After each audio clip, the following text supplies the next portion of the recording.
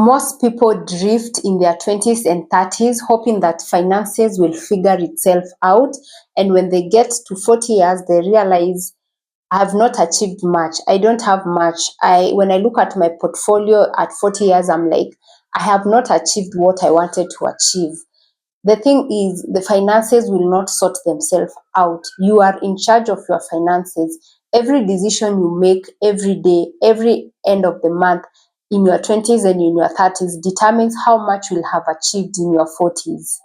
Today, I will share 7 major life milestones that can act as checkpoints to help you figure out where you are at financially, and also it can help you become more financially aware with your decisions and improve your finances. The first milestone is to have zero interest debt. If you have a lot of debts right now, the first goal is to make sure you come out of debts.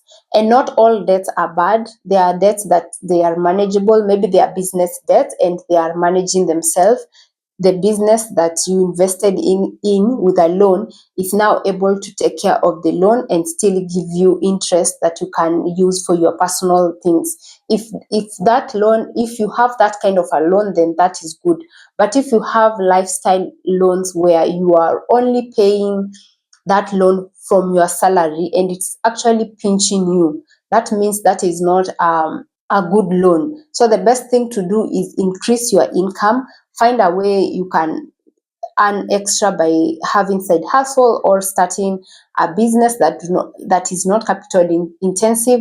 Then with this extra income that you earn, help yourself to offset this loan. And then now, once you offset the loan, you are now one step ahead in your finances because the interest is no longer stealing your money. Remember, using a loan is like spending your future money with an interest. So if you do not have a loan, that means every end of the month you are spending your money present. Whatever you are spending now is what you need, and what extra you set aside is you are saving it in your emergency fund, or you are using it to improve your portfolio. It is very difficult to become financially stable if you are drowning in high debt interest loans. That is the first step to get out of high interest loans and then get out of loans that are supporting lifestyle, that are not generating income. The second milestone is to have a solid emergency fund. Most people advise you should have an emergency fund that is able to cover your needs or your financial needs for 3 to 6 months. But a good and a solid emergency fund is one which is able to sustain you for a whole year. Because when you lose a job or something happens like a pandemic and you are not able to make income, 1 year is enough for you to fall back on your emergency fund and be able to figure out what next to do with your money, and also to figure out what next to do with your career. When you have a 3 to 6 months emergency fund, then that it will not be enough when the wave that comes is stronger and you will not be able to get a job within 3 or 6 months. However, if you do not have an emergency fund, then 3 to 6 months is the best place to start. Once you hit the 6 month goal, then now continue saving until you hit the 1 month emergency fund goal. Having an emergency fund gives you peace of mind. Even if something urgent happens and it needs money, you can just go and withdraw from your emergency fund without you taking a loan. Remember, taking a loan is spending your future money at an interest. So you are paying someone to lend you money and you still pay the interest. The third milestone is to automate your savings and investments. Once you have cleared your loans, you have tracked your expenses, you know how much you earn and you know how much you spend and you know how much you want to be saving, then automate that process. From your checking account, there is the money that goes to your money market fund account. There is money that goes to your circle. If you are a person who likes saving in a circle, there is amount that goes now into your current account where now you can go and withdraw and buy groceries. You can pay rent with that money.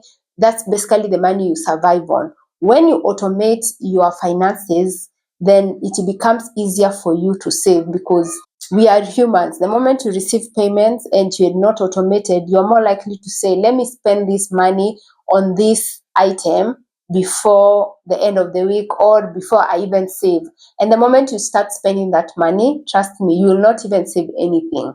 You'll be like, this is little money that is remaining. I cannot save it. I will start again next month. Then you continue procrastinating. But when you get to that point, you have automated all these processes, then you can consider this as the third milestone towards your financial freedom. The fourth milestone is to hit the peak of your career. Master your career, because income is the first seed towards wealth building. Do not despise the humble beginnings, and do not also despise income, because when you are employed, you know that money will always come at the end of the month in your account.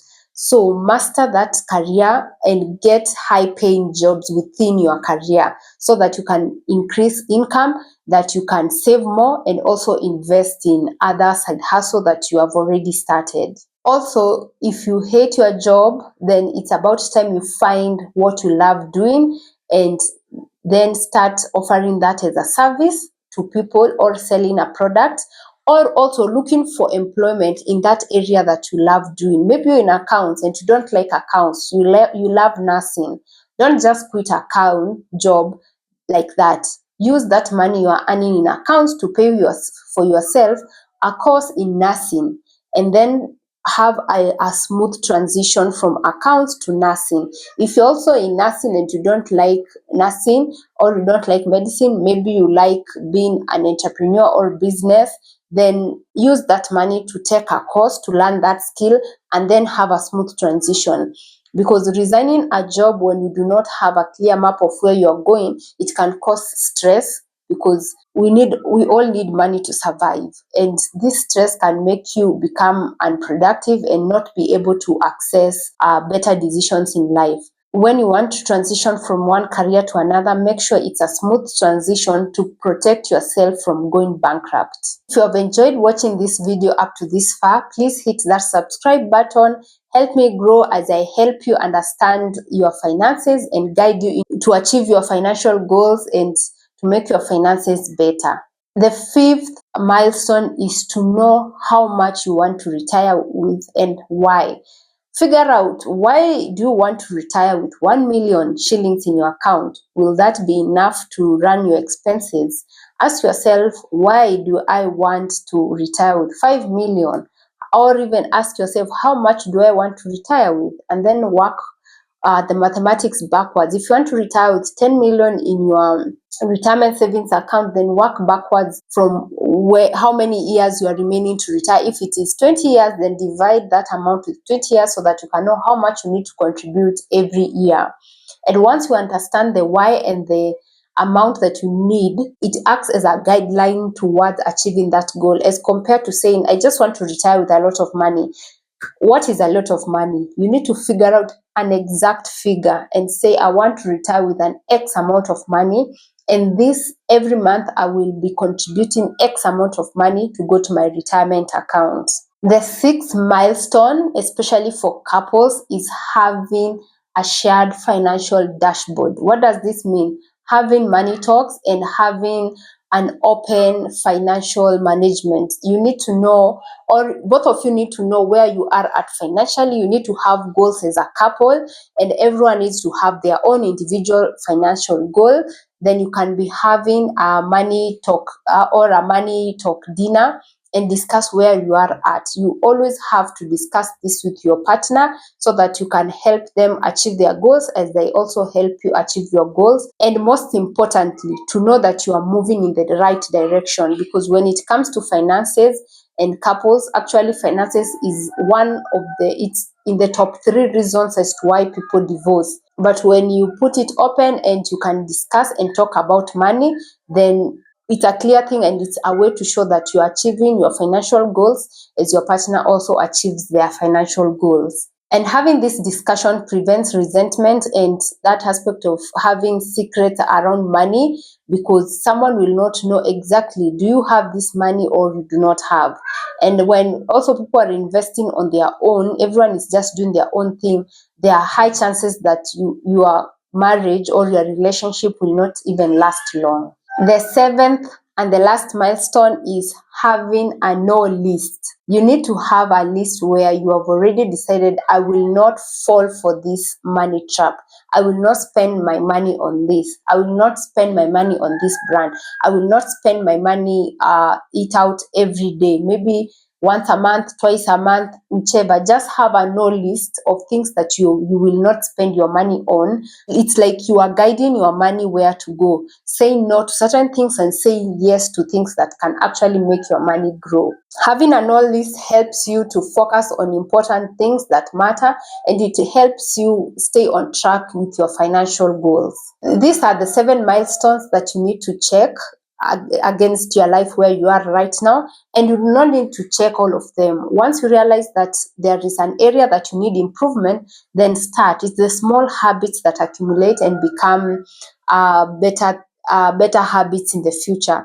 And the best thing is, now you know areas that you need to focus on so that you can improve your finances. Start small, stay consistent, and you'll be able to achieve that financial freedom you desire for your future.